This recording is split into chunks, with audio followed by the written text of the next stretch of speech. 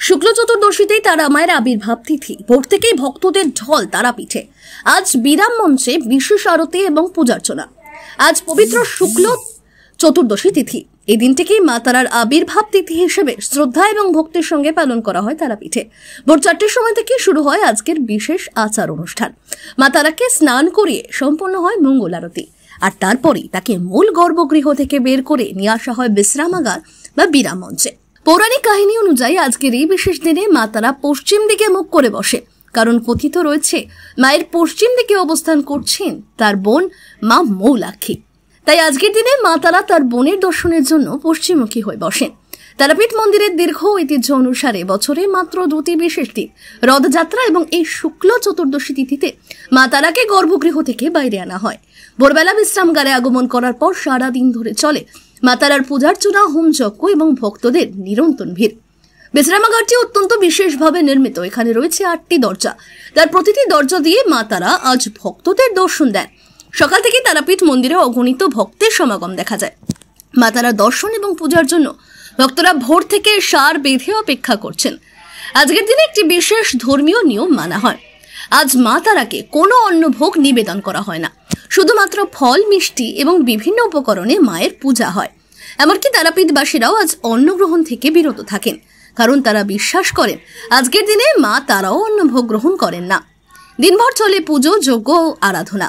সন্ধ্যা নামতেই মা তারাকে পুনরায় তার গর্ভগৃহে ফিরিয়ে আনা হয়। এরপর সম্পন্ন হয় সন্ধ্যা আরতি এবং শীতল ভোগ নিবেদন। এইভাবেই শেষ হবে মা তারার আবির্ভাব তিথির এই বিশেষ পূজা পর্ব। এদিন তারাপীঠ মন্দিরের এবং আশেপাশের এলাকায় দেখা গিয়েছে অগণিত ভক্তির ঢল। যাতে কোনো ধরনের অপ্রীতিকর ঘটনা না ঘটে, সেই জন্য প্রশাসন এবং মন্দির কর্তৃপক্ষের পক্ষ থেকে কড়া নিরাপত্তার ব্যবস্থা করা হয়েছে। মোতায়েন রয়েছে বিশেষ পুলিশ বাহিনী। এছাড়াও ভক্তদের সুবিধার্থে অ্যাম্বুলেন্স এবং প্রাথমিক চিকিৎসার ব্যবস্থাও রাখা হয়েছে। ভোর থেকে সন্ধ্যা পর্যন্ত আজ তারাপীঠে চলবে অবিরাম আরাধনা, ভক্তি এবং উৎসর্গের মহোৎসব। মা তারা, তারাপীঠ এবং বিশ্বাস, এই তিনের মিলনে আজ উৎসবের আবহে মুখরিত সমগ্র এলাকা। আগামীকাল শুক্লা চতুর্দশী, কিন্তু বেলা 11:25 পর পূর্ণিমা পড়ে যাচ্ছে। এই শুক্লা চতুর্দশী হলো তারা মায়ের আবির্ভাব তিথি বলা হয়।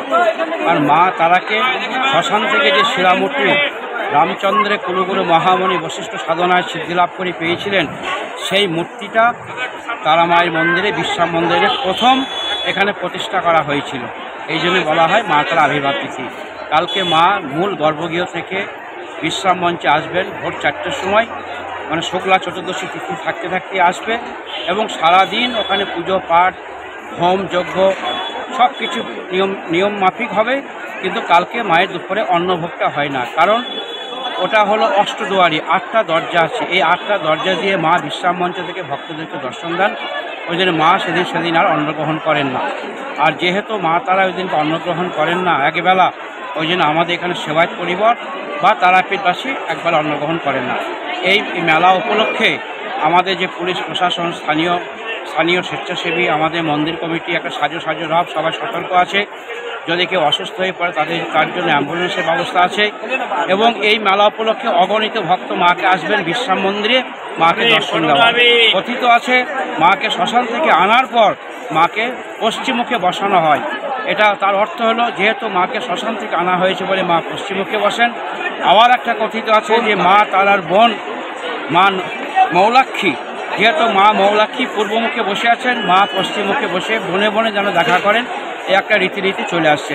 তাই এই ব্যাপারের জন্য অগণিত ভক্ত এসেছেন। কালকে মায়ের ভোরবেলায় মাকে আনা হবে গর্ভগৃহ থেকে, এবং এই গর্ভগৃহ আনা এবং গর্ভগৃহ সন্ধ্যা আরতির পর নিয়ে যাওয়ার জন্য প্রচুর ভক্ত এসেছেন। তারা মাকে দর্শন করবেন। খোলা দরজার মাধ্যমে মাকে দর্শন হবে এবং প্রত্যেকে যাতে দর্শন পেতে পারে সেই জন্য আমরা সবাই সতর্ক এবং সজাগ আছি। প্রত্যেকটা ভক্ত যাতে এই শুক্লা চতুর্দশী মায়ের আবির্ভাব তিথিতে দর্শন করতে পারে। ট্রেডিশনাল হোক বা ট্রেন্ডি নারী, পুজো মানে প্রিয় গোপাল বিষয়ী। কলকাতায় আর জেলায় জেলায় জুয়েলার্স মানে B Das and sons jewellers.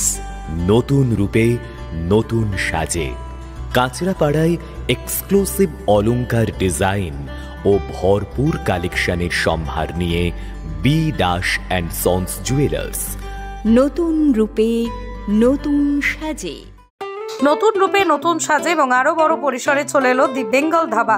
হ্যাঁ, ঠিক শুনেছেন, কাবা কল্যাণী এক্সপ্রেস ওয়ের ধারে অত্যন্ত সুনামের সঙ্গে চলছে দি বেঙ্গল ধাবা।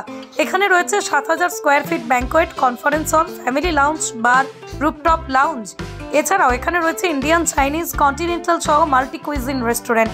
তাদের নতুন সংযোজন চাম্পারান মাটন, সাথে সন্ধ্যায় খোলা আকাশের নিচে চা অথবা উপভোগ করুন দারুণ দারুণ ইভিনিং স্ন্যাক্স। তাই আর দেরি না করে দেশ বিদেশের নামি দামি সুস্বাদু খাবার খেতে আজই চলে আসুন দ্য বেঙ্গল ধাবায়।